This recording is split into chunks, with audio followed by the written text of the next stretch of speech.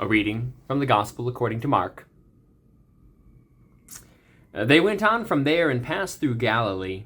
Jesus did not want anyone to know it, for he was teaching his disciples, saying to them, "The Son of Man is to be betrayed into human hands, and they will kill him, and 3 days after being killed he will rise again." But they did not understand what he was saying, and were afraid to ask him. Then they came to Capernaum, and when he was in the house, he asked them, "What were you arguing about on the way?" But they were silent, for on the way they had argued with one another about who was the greatest. Jesus sat down, he called the 12, and said to them, "Whoever wants to be the first must be last of all, and servant of all."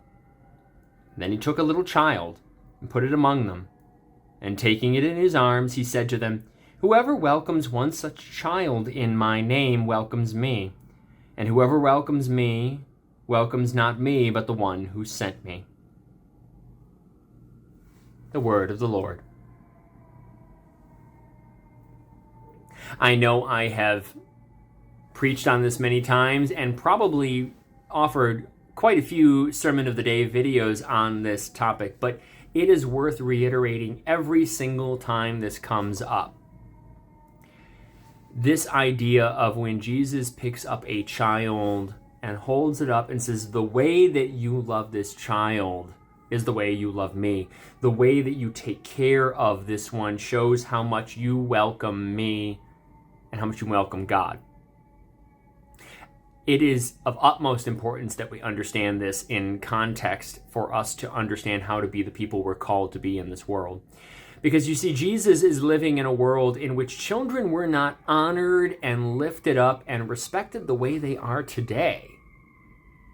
The way we live in today's society, where we will go out of our way to take care of a child in need, even one that is not our child, one that's not known to us. We will put ourselves in the path of danger to take care of a child in need. Well, Jesus is living in a different time. He's living in a time in which a child, because of high mortality rate, because of the nature of the time, children were thought of as somewhat less than fully human, less than having been fully developed as a human in their time. They were just a small adult that hadn't yet become a contributing member of society. And this person who you give so much to, you who needs so many resources to take care of, and yet gives so little back. That's the way they thought of children. And Jesus said, the way you care for that person, the way you welcome that person, shows how much you welcome me, how much you welcome the one who sent me. So in our modern context, it probably wouldn't be a child Jesus would pick up. What would it be like today if Jesus were to pick up a Venezuelan migrant who was bussed into your city and dropped off, who, because of no choices of their own, they aren't given a work permit, they're not able to be a contributing, productive member of society, and yet Jesus says, the way you love this person is the way you love me. What would it be like for Jesus to pick up a chronically homeless person who's struggling with something in their own world, and it means they need a lot more help than they are able to give back?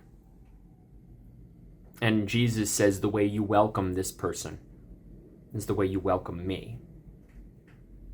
Let's understand this reading in its modern context in terms of the kinds of disciples we're called to be when we're asking ourselves, who is the greatest among us? If we're squabbling over who is better than who, as Jesus' early disciples did, and he lifts up the person who is the lowly and less esteemed in society and says, this is how I measure you. So as we're measuring the kind of disciples that we are in this world, let's think to ourselves, who are the people who need a lot more than are able to give back, who require a lot more love and a lot more help than they are able to contribute back?